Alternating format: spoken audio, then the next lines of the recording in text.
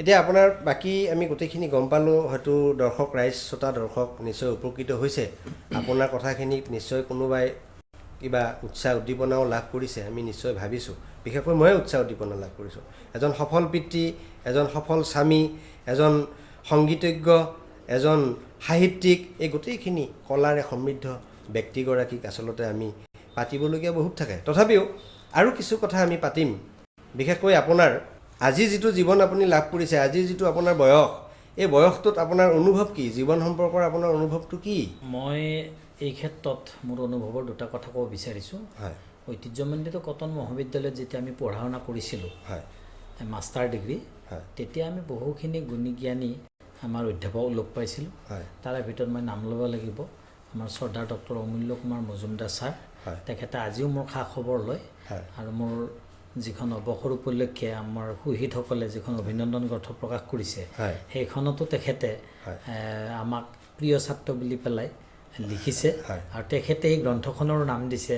হয়। তেখেতসকলৰ পৰা জীৱন সম্পৰ্কে আমাৰ এটা ধাৰণা গঢ়ি উঠিছিল। হয়। তাৰপিছত যেতিয়া আমি শিক্ষকতা চাকৰিত জইন কৰিলোঁ, হয়।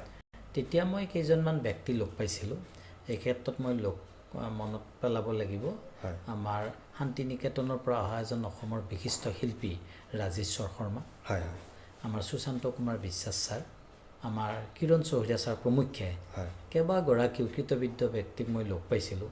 আৰু তেখেতসকলে কেনেকৈ সামাজিক কাম কাজত আগবাঢ়িব লাগে, এই গোটেই কথাবোৰ জয় চহৰীয়াদেৱৰ মই নামটো ল'ব লাগিব।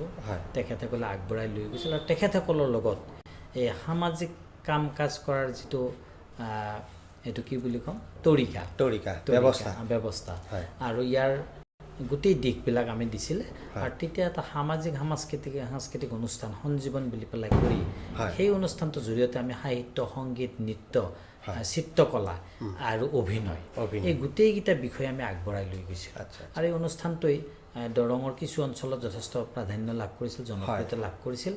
আৰু এই কামৰ মাজেৰে মোৰ এটা জীৱনবোধ গঢ়ি উঠিছিল। আৰু সেইটো মই আজি এই ৬০ৰ দেওনা পাৰ হৈ পেলাই এটা অনুভৱ কৰিছোঁ যে জীৱনটো হ'ল আমাৰ এটা কৰ্মৰ সমষ্টি। গতিকে আমি কৰ্মকে প্ৰাধান্য দিব লাগে, দায়িত্বক প্ৰাধান্য দিব লাগে। আৰু ফলাফলটো বিভুৰ হাতত বুলি আমাৰ গীতা শাস্ত্ৰটো কৈছে। গতিকে আমি ফলাফল কামনা নকৰি, ফলাফল আশা কৰিব নালাগে, আমি কৰ্ম কৰিব লাগে। আমি দায়িত্বটো সুপৰিচালিতভাৱে আগবঢ়াই নিলে আমি আশা কৰোঁ ভগৱন্ত প্ৰভুই সেই কৰ্মী মানুহক চায়। গতিকে আমি আৰু গোটেই কাম তেখেতৰ ওপৰত আমি অৰ্পণ কৰিব লাগে, কৰি আগবাঢ়ি যাব লাগে। তাৰমানে সমৰ্পিত ভাৱ এটা লৈ মানে আগবাঢ়িব লাগে, জীৱনত ফল আশা কৰিব নালাগে। আকৌ সংগীতৰ ক্ষেত্ৰলৈ আগবাঢ়িব খুজিছোঁ। অসম চৰকাৰৰ এটা বিভাগে ইতিমধ্যে জ্যেষ্ঠ নাগৰিকসকলক লৈ এটা অনুষ্ঠান ইতিমধ্যে পৰিচালনা কৰিছে। সেই অনুষ্ঠানটোত আপুনি গীত পৰিৱেশন কৰিছে ভূপেন হাজৰিকাদেৱৰ কালজয়ী গীত। সেই গীতবিলাকৰ মাজৰ পৰা চিলেক্টেড কিছুমান গীতক ইতিমধ্যে প্ৰতিযোগিতাৰ মাজলৈ চৰকাৰৰ ফালৰ পৰাই নিছে। জ্যেষ্ঠ নাগৰিকসকল মোটামুটি ৬০ৰ ঊৰ্ধৰ নেকি? গতিকে তাত আপুনি আমি গম পালোঁ ইতিমধ্যে আপুনি গীত পৰিৱেশন কৰি বিশেষ এটা সন্মান লাভ কৰিছে। সন্মান নহয়, আচলতে মানে পুৰস্কৃত হৈছে। আৰু অসম চৰকাৰৰ মানে পৰৱৰ্তী পৰ্যায়লৈ আপুনি ইতিমধ্যে নিৰ্বাচিত হোৱা বুলি গম পাইছোঁ।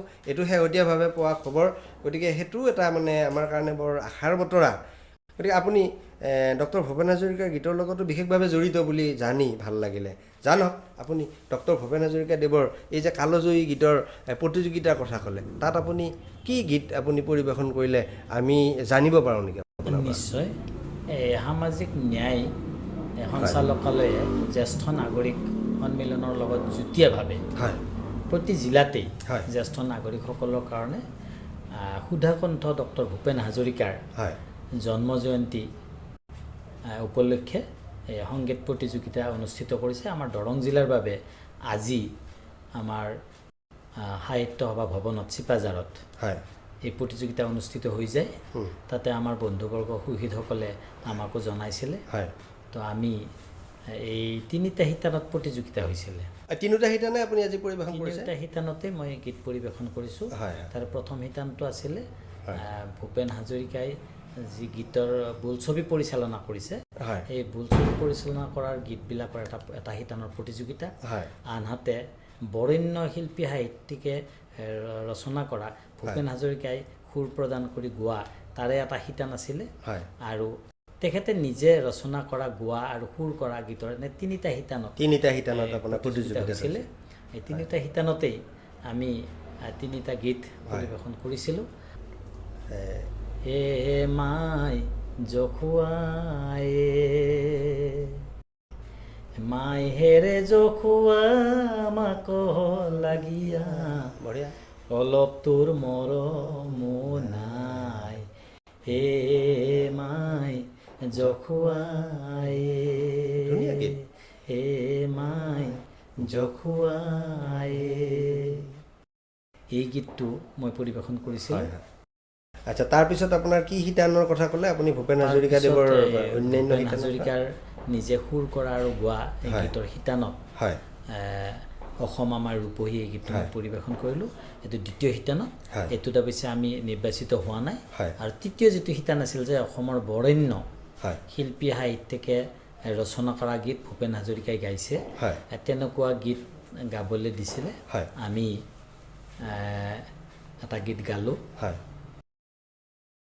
প্ৰেম প্ৰেম বুলি জগতে ঘূৰিলোঁ, ঘৰতে আছিলে প্ৰেম, এ ধনে ধনে কৰি ঢাপলি মেলিলোঁ, এহিয়াতে পৰম ধন হে গুৰু শংকৰ, গুৰু শংকৰ। মই আপোনাৰ সুহিতবিলাকৰ পৰা গম পালোঁ যে আপুনি বিভিন্ন ক্লাব, সংস্থা, সংগঠন, অৰ্গেনাইজেশ্যনবিলাকৰ লগত লগ লাগি আপুনি বিশেষকৈ এই সৰু সৰু ল'ৰা ছোৱালী, বিশেষকৈ 7, 8, 9 এনেকুৱা যিখিনি মানে পঢ়ি থকা ল'ৰা ছোৱালী আছে, সেই ল'ৰা ছোৱালীবিলাকক অলপ কম্পিটিটিভ কৰিবৰ কাৰণে আপুনি এটা বিশেষ প্ৰচেষ্টা হাতত লোৱা বুলি আমি জানিব পাৰিছোঁ। কথাটো কিমান দূৰ সত্য মই নাজানো। আজি আপোনাক পোনপটীয়াকৈ চেনেলৰ যোগেৰে সুধিব বিচাৰিছোঁ, আপুনি বেয়া নাপাব। কথাটো হয় নেকি বাৰু? নিশ্চয়। আচলতে আমি যেতিয়া দীঘলীয়া সময়ৰ কাৰণে শিক্ষকতা কৰিলোঁ, হয়, আৰু আমি কৃতি শিক্ষকৰ বঁটা লাভ কৰিবলৈ সমৰ্থ হ'লোঁ, হয়, তেতিয়া স্বতঃস্ফূৰ্তভাৱে আমাৰ ওপৰত কিছুমান দায়িত্ব আহি যায়, যে আমাৰ ছাত্ৰ ছাত্ৰীখিনিৰ প্ৰতি আৰু আমাৰ সমাজখনৰ প্ৰতি কিছু কাম কৰাৰ আমাৰ নৈতিক দায়িত্ব আহি পৰে। গতিকে আমি ছাত্ৰ ছাত্ৰীসকলক সময় সুবিধা বুজি কেৰিয়াৰ কাউন্সেলিং কৰা, বা তেখেতসকলক এনেকৈ ৱৰ্কশ্বপ পাতি কিছুমান প্ৰশিক্ষণ দিয়া, আমাৰ বিভিন্ন অনুষ্ঠানবোৰ আছে, NGO বিলাক আছে, সেইবিলাকৰ জৰিয়তে কৰা, এইবোৰ কৰাৰ আমাৰ কিছু থাকে। তাৰ কাৰণে আমি কেতিয়াবা মেধা পৰীক্ষা পাতিছোঁ, কেতিয়াবা আমি চিত্ৰাংকন প্ৰতিযোগিতা পাতিছোঁ, কেতিয়াবা আকস্মিক বক্তৃতা প্ৰতিযোগিতা পাতিছোঁ, বা লিখাৰ ক্ষেত্ৰত, সাহিত্যৰ ক্ষেত্ৰত আমি চিত্ৰাংকন প্ৰতিযোগিতা পাতোঁ।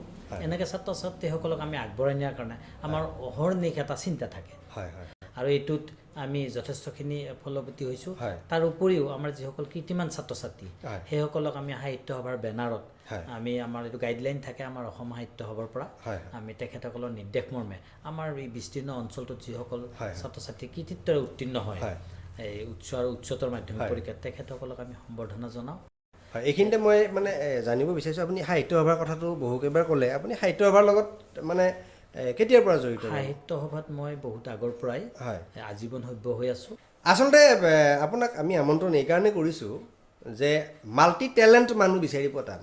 টেলেণ্ট আছে, এটা বিশেষ দিশত মানুহৰ, এটা বিশেষ দিশত মানুহবিলাক টেলেণ্ট হয়, কিন্তু সৰ্ব দিশত টেলেণ্ট হ'বলৈ আচলতে বিশেষ বিশেষ মানুহবিলাকেহে পাৰে। তাৰ ভিতৰত ইতিমধ্যে মই নাম নল'লেও আমি অট'মেটিকেলি আমাৰ হৃদয়ত আছেই। ইতিমধ্যে সদ্য প্ৰয়াত আমাৰ হাৰ্থথ্ৰব, হিয়াৰ আমঠু জুবিন গাৰ্গ, আমি সকলোৱে যিটো নাম ক'লে আমাৰ হৃদয়ত মানে এটা কিবা বেলেগ শিহৰণ আহে, আমাৰ কাৰুণ্য ঢাকি দিয়ে হৃদয়খন। ডক্টৰ ভূপেন হাজৰিকা, এনেকৈ আমি আগবাঢ়ি যদি গৈ থাকোঁ, আমাৰ জ্যোতিপ্ৰসাদ আগৰৱালা, বিষ্ণুপ্ৰসাদ ৰাভা, আমি এই গোটেই যিটো ব্যৱস্থা অসমৰ, এই ব্যৱস্থাটো তেওঁলোকেই আচলতে সুকীয়া মাত্ৰা দি থৈ গৈছে। আমি ইতিমধ্যে আলোচনা কৰিছোঁ জুবিন গাৰ্গ, হিয়াৰ আমঠু, যাক আমি হামিং সম্ৰাট বুলিও আমি অভিহিত কৰিছোঁ। গতিকে এই ধৰণৰ ব্যক্তিসকল আচলতে সঁচাই অনন্য। গতিকে সেই ব্যক্তিসকলৰ যি শাৰীৰিক, চাৰিত্ৰিক বা ক্ৰিয়েটিভিটি থকা যিবিলাক এক্সট্ৰা অৰ্ডিনেৰী বৈশিষ্ট্য আছে, এই বৈশিষ্ট্যবিলাকে আচলতে আমাক মহীয়ান কৰে।